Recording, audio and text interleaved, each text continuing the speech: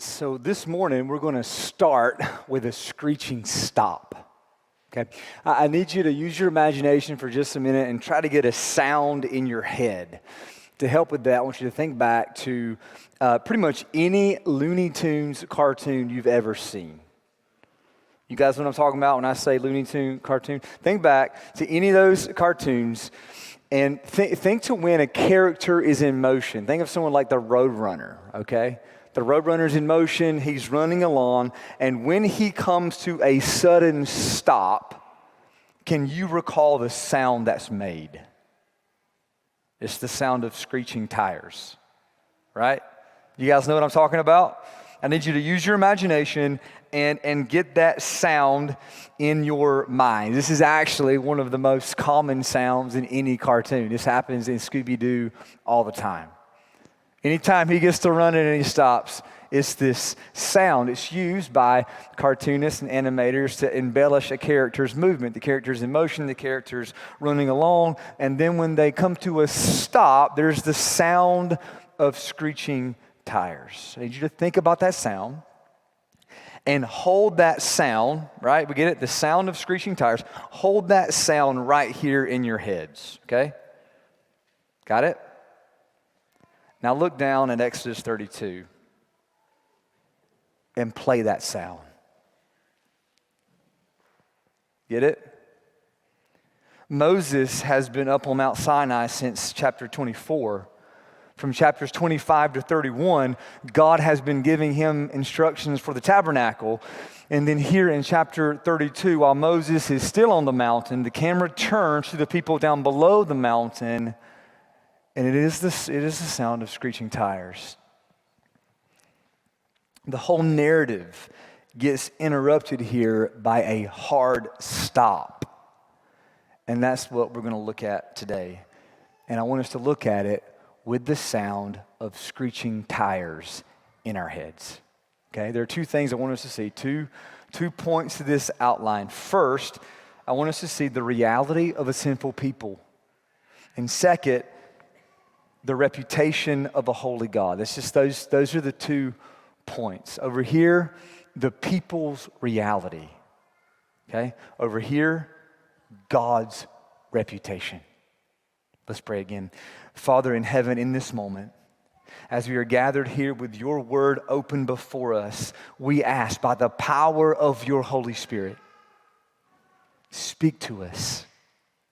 In Jesus' name, amen. All right, the reality of sinful people. Now, I'm saying the reality of sinful people because the sin of Israel here in this chapter is about more than just Israel. Exodus 32 is a false story of a nation in the same way that Genesis 3 is the false story of humanity. In this chapter, there are connections all throughout that go back to Genesis 3. In the same way that Adam and Eve disobeyed God and fell, Israel disobeyed God and fell.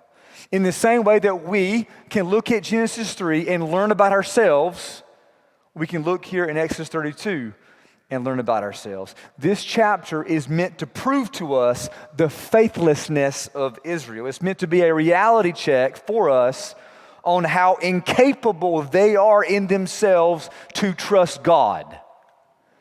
And when we read here about them, it's like looking in a mirror. And what's especially fascinating here is that we just don't read about an account of their sin, but we get to see what God thinks about their sin. See, in verses 1 to 6, we see just what Israel did. We see their sin. But then in verses 7 to 10, we see God commenting on their sin. And that's going to be our focus, okay? Here's how I want us to set it up. The first thing to do is we're just going to walk through verses 1 to 6, and we're going to see as plainly as we can what's going on here. Then after that, we're going to look closer at verses 7 to 10 for the divine interpretation of what's going on here. So first, look at verses 1 to 6. God is still speaking to Moses on Mount Sinai. But meanwhile, off the mountain, verse 1, the people realize that it's been a while since they've seen Moses, and so they gather themselves together to Aaron. Now, that little preposition there, too, is important. Are they gathering themselves to Aaron, or are they gathering themselves against Aaron? What's the nature of this gathering? Well, the same expression here for this kind of gathering is used 3 other times in this section of the Old Testament. And in each of those uses, the meaning of the gathering is hostile. It's important that we visualize here that this gathering, they're not coming around Aaron for fun and fellowship, okay? They're more like a mob that is coming against Aaron, shaking their fist, and they are making a demand of him, get up and make us gods. And so Aaron tells them to compile all their gold, and then he fashions it together, and he makes a golden calf. And then they said of this calf that he made, "These are your gods, O Israel, who brought you up out of the land of Egypt." Then in verse 5, Aaron builds an altar, and he says that tomorrow we're going to have a feast for Yahweh.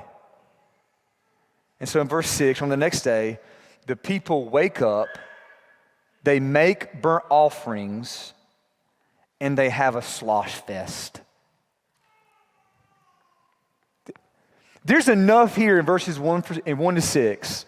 There's enough here already that we know things have gone sideways. This is a terrible situation. But then we have verses 7 to 10. So look at 7 to 10 here. A lot of what we read in these 3 verses is actually repeated from verses 1 to 6. It's just a repetition of what we've already read, but now this is from God's perspective. So we're reading again. This is what God says about their sin. This is God's commentary on Israel's sin. And there are 3 things that we learn here. And these are 3 things that are about the sin of sinful people. Okay, we're going to step out and apply this. This is about the sin of sinful people. The first thing to see is the sin of impatience. The sin of impatience. Look at verse 7. Yahweh tells Moses to leave the mountain and to return to Israel, return to the people down below the mountain because they have corrupted themselves, okay? So how did they do that? Verse 8, God says, they have turned aside quickly out of the way that I commanded them. Verse 8 here gives us God's insight on verse 1. When we see that the people saw that Moses delayed to come down from the mountain. Now we know from chapter 24 that Moses was on the mountain for 40 days and for 40 nights. How long is 40 days? How long is that? What makes 40 days a delay? It depends on what we're talking about, right? If we're talking about 40 days for a goldfish, 40 days for a dog, are we talking 40 days for a do-it-yourself kitchen remodel? Or 40 days of waiting in line for a coffee? Right?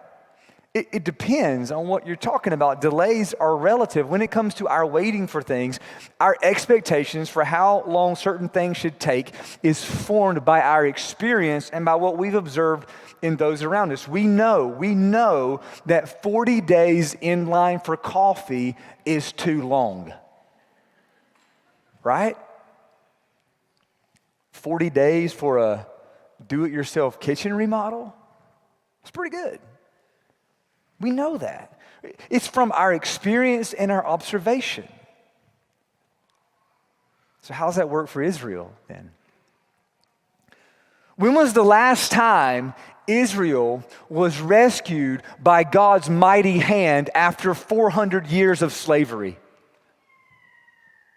Had Israel ever seen before an entire nation cross the Red Sea on dry ground and eat bread from heaven and drink water from a rock? Had they ever seen a mountain before that was filled with the glory of God like a consuming fire? No, they never seen that. This was the first time the universe had ever seen anything like that. And yet, Israel wants to know in chapter 32 what's taking Moses so long. In their minds, somehow, Moses is delayed. But from God's perspective, Israel has turned aside quickly. Do you see that? Do you see the irony in this? From God's perspective, which is the only perspective that really matters, he's not even finished giving Moses the law, and the people have already broken it. Moses has been on the mountain away from the people for only 40 days, and they have already canceled him, which is why they want Aaron to make this image. It's because they decided that Moses was not coming back. Apparently, there was some point along the way when they figured that they knew better than God and that their timing was the standard. And so what they're trying to do here is they're trying to hold God to their standard. They're trying to hold God to their standard, or really they're trying to hold God to their preference. That is the sin of impatience. Now, when I say impatience, I don't mean eagerness. I don't mean anticipation. I don't mean any kind of faith-filled longing for something good. That's not what I mean. By the sin of impatience, I'm talking about when we try to hold God to our timing standard. When we try to hold God to our preferences rather than to trust him. That's what Israel is doing here, and it's consistent with the grumbling we've seen them do in the previous chapters, but now it's just gotten worse. This is the sound of screeching tires. And the second thing we learn here is the sin of idolatry. There's the sin of impatience, but also the sin of idolatry. This is where we want to look closer at what Israel actually did. There's the temporal aspect of how quickly they turned aside from God's commandments, but how exactly did they turn aside? That's also in verse 8. Look at the second sentence there in verse 8. God says, "They have made for themselves a golden calf and have worshipped it and sacrificed to it and said, 'These are your gods, O Israel, who brought you up out of the land of Egypt.'" That's just the fact of what Israel has done. That's what we read about in verses 1 to 6. It is the sin of idolatry, which is a direct violation of the second commandment. So let's go back to commandment number 2, Exodus chapter 20, verse 4. Just listen to the second commandment and have Exodus 32 in mind with that screeching tire sound. Exodus 20, verse 4. You shall not make for yourself a carved image or any likeness of anything that is in heaven above, or that is in the earth beneath, or that is in the water under the earth. You shall not bow down to them or serve them, for I, Yahweh your God, am a jealous God, visiting the iniquity of the fathers on the children to the third and fourth generations of those who hate me, but showing steadfast love to thousands of those who love me and keep my commandments. Right along with the Sabbath commandment, which is number 4, the second commandment is the longest of the 10 commandments. Most likely because the narrative anticipated that this would be the first one broken. That's the same reason why 3 more times between Exodus 20 and Exodus 32, this commandment is repeated. Idolatry was Israel's big temptation, and they just gave in right away. They didn't stand a chance. They didn't even borrow this idol from another nation. They made it themselves. That's verse 8. God says they made for themselves a golden calf. And notice again back in verse 1 that their decision to make the golden calf was in response to the absence of Moses. This is important. It tells us a little more about how this idolatry works. Look back at the last part of verse 1. They say, "Up, Make us gods who shall go before us. As for this Moses, the man who brought us out of the land of Egypt, we do not know what has become of him. Now, the word for gods in the Old Testament is often used to refer to idols. In the Hebrew, it's the word Elohim, which can be translated as plural or singular. Sometimes it's gods, plural. Sometimes it's God, singular. Sometimes it's little g, God. Sometimes it's uppercase G, God. The context determines which it should be. And sometimes it can just go either way, which is the situation here. In our English translation, it probably reads God's plural. But I think it should be God singular, little g, God singular. Here's why. First, and I think the most obvious reason, is that the people wanted Aaron to make a little g god or an idol, and Aaron fashioned for them a golden calf singular. See? He made one calf. He made one idol because that's what the people, the mob, was asking for. The second reason why the people wanted to make this little g god or this idol was they wanted a replacement for Moses. They wanted to make a god, a little g god, an idol, because Moses, the man who had brought them out of the land of Egypt, he's disappeared. See, with Moses out of the picture, the people needed someone to stand in his place. And the reason for this, in short, is because Israel was faithless. Remember the role that Moses has filled for the people of Israel. Moses was the representative of God. He represented God to the people. Back in Exodus chapter 19 and 20, the people were too afraid to answer God's call to fellowship. God called the people up on the mountain. He called them on the mountain to fellowship with him, but they were too afraid. They stood far off, and they said to Moses in Exodus 20 verse 19, "You speak to us and we will listen, but do not let God speak to us lest we die."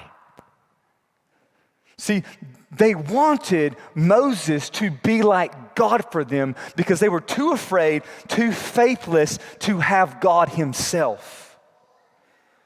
And so Moses took that role, but see, now Moses is gone. And with Moses gone, does that mean that we have to face Yahweh ourselves?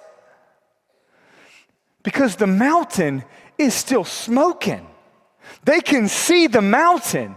They can see the mountain from which God's voice sounded, and it scared the daylights out of them. They can see it, and they do not want to face him themselves. They're too afraid. They're too faithless. They still need somebody in the middle. They need someone to shield them from God. And now that Moses is gone, they got to replace him. Hey, let's make a new Moses. Let's make an idol. Let's make a golden calf. And let's say that this calf did what Moses did. This calf is now the new in-between who brought us out of the land of Egypt. You see what they're doing here? Faithlessness. It's unbelief. Another clue, I think, that they're replacing Moses here is that in verse 5, the people hold a feast to Yahweh. That's confusing, right? They're still worshiping Yahweh. They're not trying to replace Yahweh. They're trying to replace Moses, which means they don't want to abandon God. They just want to control him. Hello. Meet idolatry. This is what idolatry is. It's not the wholesale forsaking of God. It's trying to control him. It's God on our terms. It's God in our way. We're too afraid to have God himself because he's too dangerous and too demanding. And so we fashion together and we chisel out all these intermediaries to represent him because we want God to look modern and manageable. We want God to appear as something we can handle, something that makes us less dependent and less accountable. If you have a golden calf, you can live however you want because you know a golden calf ain't gonna stop you. Right? Faithlessness. It's just unbelief. It's unbelief. And it's not just Israel's problem, y'all. It's our problem. Like this is a problem in the room right now. It's that we don't want to abandon God. We just want to control him. God on our terms, God in our way. That is the sin of idolatry. It is the sound of screeching tires. And it leads to number 3, the sin of syncretism, the sin of impatience, the sin of idolatry, and the sin of syncretism. Syncretism is the blending together of multiple things to make a new thing. And it's always the next step in idolatry because once you are in control, you have to enact some kind of system. And the easiest way to do that is to just borrow from what you already know. In verse 9, speaking about Israel, Yahweh said to Moses, I have seen this people, and behold, it is a stiff-necked people. Man, I love that description. It's visual, right? To be stiff-necked is to be stubborn. It's to be set in a certain way. It's to have a stiff neck, right? It means that Israel is stuck in their sinful ways. And how this plays out is that they revert back to the ways of Egypt. See, they're stuck, They're stiff-necked. They're stuck in the ways of Egypt. That's why they made the calf. Why not a bear? Why not an eagle? Why not a hamster? There's a lot of animals out there. Why a calf? Well, it's commonly recognized among Bible scholars and historians that in ancient Egypt, the way Egyptians represented their highest deity was through a statue of a young bull. Over the years and to this day, archaeologists have found and are finding several statues of young bulls in Egypt. In fact, just a couple years ago, the Minneapolis Institute of Art had an exhibit called Egypt's Sunken Cities. And one of the prize pieces of that exhibit was a statue of a bull. Right now, like this afternoon, if you were to drive to Cleveland, Ohio, and you were to go to the Cleveland Museum of Art at location 107 Egyptian, you'd see another bull statue from this time. Statues of young bulls were everywhere in Egypt at this time. And so Israel here, they wanted to replace Moses. They just copied what they had seen for the last 4 centuries. They had seen for years and years, generations and generations, they had seen the Egyptians bow down to a calf. And so they thought, hey, Moses is gone. You want to do the calf thing? Yeah. They're just stiff-necked. We're going to feast to Yahweh. We're going to make offerings to Yahweh. But let's do it like the Egyptians. In fact, how much like the Egyptians can we be and it still count as the worship of Yahweh? Do you understand the question? We still ask that question today. How much of our world can we sprinkle in here and this still be Christian? How many of the world's values can we share before we cross the line and become something other than a Christian church?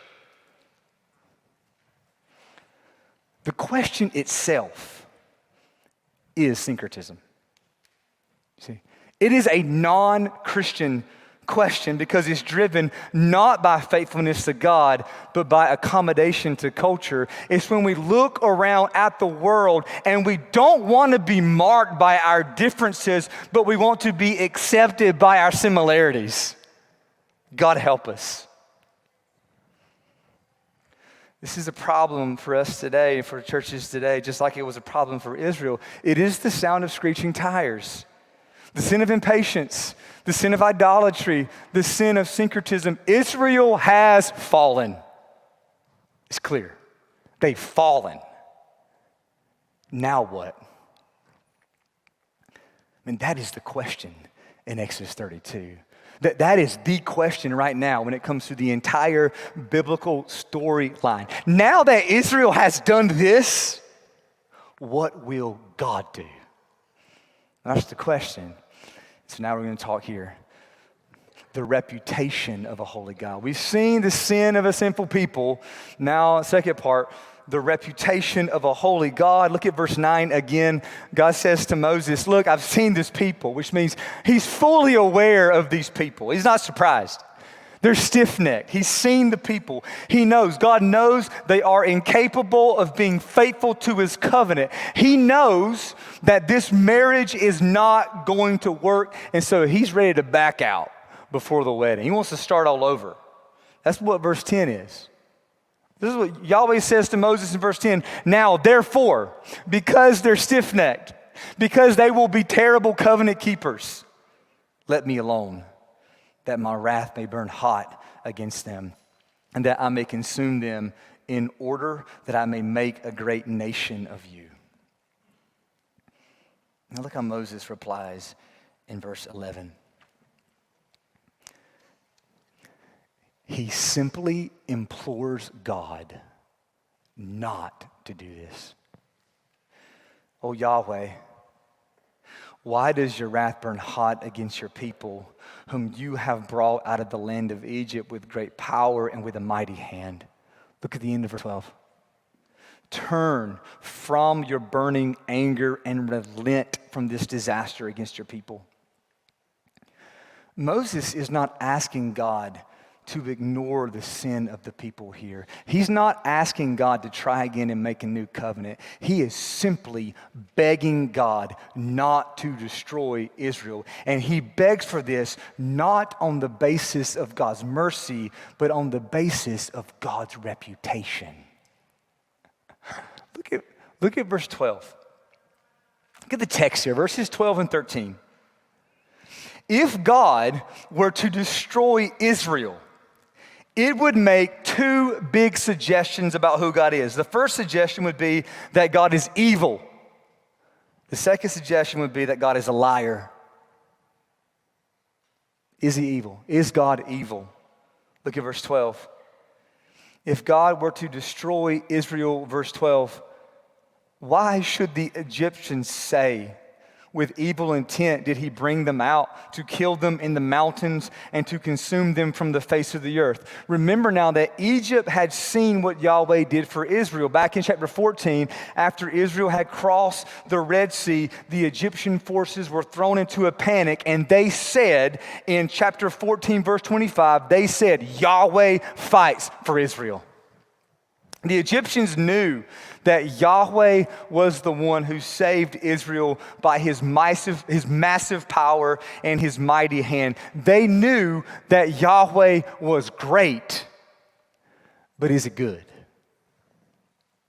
Moses is concerned that if God wipes out all the people here that he just set free, the Egyptians will call this whole rescue operation evil. And Moses, when he says this, is probably speaking as much for himself as for the Egyptians, because Moses here is still getting to know Yahweh too. There's more Moses will see of Yahweh in the next two chapters. But he's apparently seen enough now.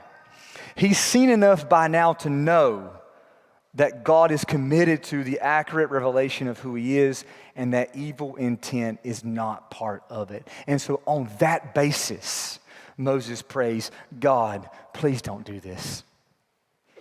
To destroy the entire nation of Israel would send the wrong message about who you are. You are not evil. Is he a liar? Moses gives a second reason why Yahweh should relent from destroying Israel. Look at verse 13. Remember Abraham. Verse 13. Remember Abraham, Isaac, and Israel, your servants, to whom you swore by your own self and said to them, I will multiply your offspring as the stars of heaven, and all this land that I have promised I will give to your offspring, and they shall inherit it forever. This is just straightforward here. If God destroys Israel, it means that he would not do what he said he would do, and that would make him a liar, and Moses knows Yahweh is not a liar. And so he reminds them, remember what you said. Remember the promise you made to Abraham. This is a significant moment in the Bible storyline because it makes super clear to us that any forthcoming relationship that God has with Israel is not because of who they are, but it's all because of who he is. There is no illusion here that Israel deserves God or that anyone deserves God. At any point, God could have just wiped it all out. He just could have wiped it all away. He could have ended the whole thing. So they know, and we know as the readers of this, we know that God is a promise maker. But is he a promise keeper? Moses knows that he is. And Moses knows that God is committed to the accurate revelation of himself. God is unswervingly committed to the display and the upholding of the glory of his name. God cares about his reputation. He cares about his glory. And so Moses appeals to that. God, please don't destroy Israel. To destroy the entire nation of Israel would send the wrong message about who you are. You are not a liar. You see this? It's clear in this passage. Yahweh is not evil. He is good. Yahweh is not a liar. He is a promise keeper.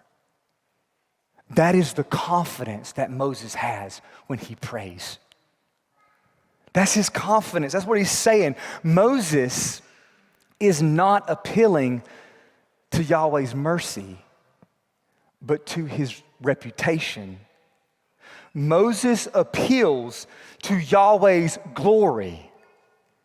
And then in the next two chapters, he will learn that Yahweh's glory is his mercy.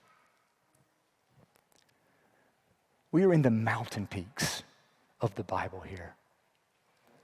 Yahweh's glory is his mercy.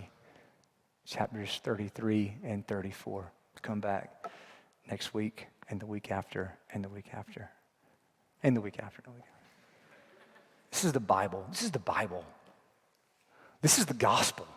This is the truth about God. In Exodus 32, it's just the sound of screeching tires. It's the sound of screeching tires. If we keep reading in Exodus 32, we'll see that God hears Moses. He hears him. And he relents from destroying all of the people. And yet he brings a reckoning. He brings a reckoning. The effects of sin have still tarnished everything, and it changes things. The people have committed spiritual adultery, and they drink the dirt water to symbolize their unfaithfulness. They have broken loose in the camp, and that's a phrase that gets at their shame. It's a play on words. It sounds like the word nakedness in the Hebrew, and it's meant to allude back to Adam and Eve after their fall in Genesis 3. Aaron is held accountable here. And what does he do? He shifts the blame, just like Adam and Eve, just like maybe you did in that last argument you had with your spouse. Blame shifters we are. The Levites, they stood up and they executed judgment. They served as the Edenic cherubim, guarding the right worship of God. God does not sweep Israel's sin under the rug, but he will visit it upon them. And that's scary, okay? I want you to know this chapter ends in a scary way.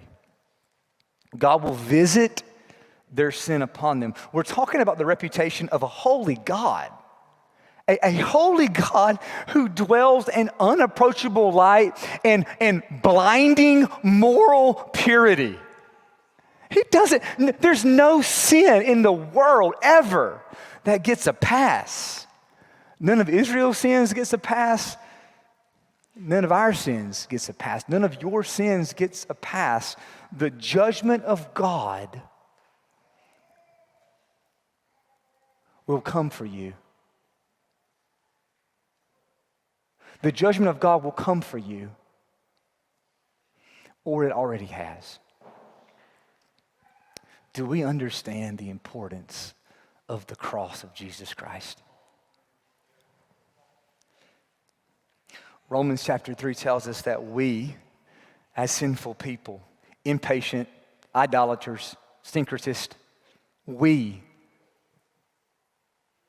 this is the best news in the universe.